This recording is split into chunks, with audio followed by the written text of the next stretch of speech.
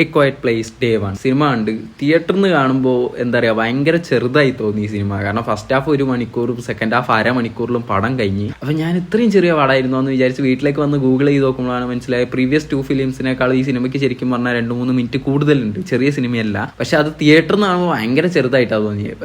ഇതിന് മുന്നത്തെ 2 സിനിമ എനിക്ക് തിയേറ്ററിൽ നല്ല കാണാൻ പറ്റി. ഫസ്റ്റ് സിനിമ ഞാൻ മൊബൈലിലാണ് കാണുന്നത്, അപ്പോൾ ഭയങ്കര ഇഷ്ടപ്പെട്ടു. സെക്കൻഡ് ഫിലിം വരുമ്പോൾ കൊറോണ കാരണം എൻ്റെ ഒരു ഏരിയയിൽ ഇറക്കിയിട്ട് തന്നെയല്ല, കോഴിക്കോട് ആ പടം തന്നെ ഇറങ്ങിയില്ല എന്ന് തോന്നുന്നു, ഇന്ത്യയിൽ തന്നെ ഇറങ്ങിയില്ല എന്ന് തോന്നുന്നു ആ പടം. ആ ടൈം കൊറോണേന്റെ ഇഷ്യൂസ് ഒക്കെ കാരണം. അങ്ങനെ തേർഡ് പാർട്ട് വരുമ്പോൾ ഡെഫിനറ്റ്ലി ഇത് തിയേറ്ററിൽ നിന്ന് കാണണം എന്ന് വിചാരിച്ചിട്ട് തിയേറ്ററിൽ കയറി കണ്ടു. അപ്പോൾ ഭയങ്കര ചെറുതായിട്ട് ഫീൽ ചെയ്തപ്പോൾ അങ്ങനെ ചെക്ക് ചെയ്തപ്പോഴാണ് ഈ സംഭവം മനസ്സിലായത്. അതൊരു സംഭവം ഉണ്ട്, 1.5 മണിക്കൂറേ പടമുള്ളൂ. അപ്പോൾ അത് ആലോചിച്ചിട്ട് കയറുക. ബാക്കി നെഗറ്റീവ്സ് ഒന്നുമില്ല. പടം യൂഷ്വൽ അവർ ക്വയറ്റ് പ്ലേസ് മൂവീസ് എങ്ങനെ ഉണ്ടാവും അതുപോലെ തന്നെ ഉണ്ട്. പക്ഷെ ഫസ്റ്റ് പാർട്ട്, അതായത് ഫസ്റ്റ് വന്ന ആ ഒരു സിനിമ അല്ലേ, അതാണ് ലെജൻഡറി. ആ സിനിമേന്റെ ക്ലൈമാക്സിലുള്ള ഒരു പ്രഷറൊക്കെ ഉണ്ട്. നമുക്ക് ആ ഫാമിലിക്ക് ഒന്നും ആവരുത്, ആ ഫാമിലിക്ക് ഒന്നും പറ്റരുത് എന്നൊക്കെ ഉള്ള ഒരു പേടിയൊക്കെ ഉണ്ട്. എസ്പെഷ്യലി ആ ഗർഭിണിയായിട്ടുള്ള ഹീറോയിൻ സ്റ്റെപ്പ് ഇറങ്ങി വരുമ്പോൾ കാലിൽ ആണി കുത്തിയിട്ടുള്ള ആ ഒച്ചുണ്ടാക്കി പോവുക അറിയാണ്ട്, എന്നിട്ട് ആ ഏലിയൻ വന്നിട്ട് അവിടെ കിടന്നിട്ടുള്ള ഒരു സീനൊക്കെ ഉണ്ട്. അങ്ങേയറ്റം പ്രഷർ അടിക്കും നമ്മൾ. അത്രക്ക് പ്രഷർഫുൾ ആയിട്ടുള്ള സീൻസ് ഒന്നും ഈ സിനിമയിൽ ഇല്ല എന്നുള്ളതാണ് സത്യം. ഒരു സെക്കൻഡ് പാർട്ട്, അതായത് ആ ക്വയറ്റ് പ്ലേസിന്റെ സെക്കൻഡ് പാർട്ടും ഇതും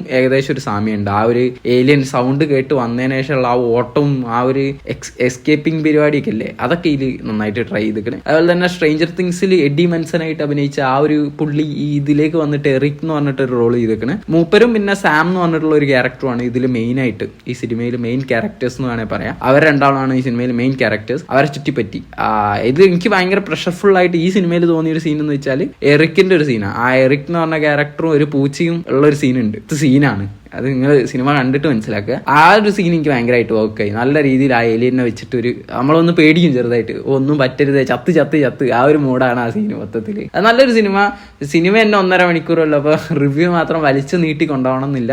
ഇൻ കേസ് നിങ്ങൾ ക്വയറ്റ് പ്ലേസ് ആ സിനിമയുടെ ഫാനാണ്, നിങ്ങൾക്ക് ആ സിനിമയൊക്കെ ഭയങ്കര ഇഷ്ടപ്പെട്ടിട്ടുണ്ടെങ്കിൽ ധൈര്യമായിട്ട് ഒരു ട്രൈ കൊടുക്കാൻ പറ്റിയ സിനിമയാണ്. ആകെയുള്ള ഒരു മൈനസ് ആയിട്ട് ഞാൻ കാണുന്നത് 1.5 മണിക്കൂറുള്ള പടം. സോ അത് മാത്രമാണ് ഒരു മൈനസ്.